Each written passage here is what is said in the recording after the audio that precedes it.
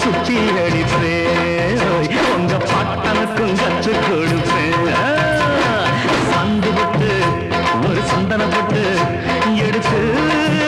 வச்சுக்க மாமா பூ முடிச்சு ஒரு சேலைய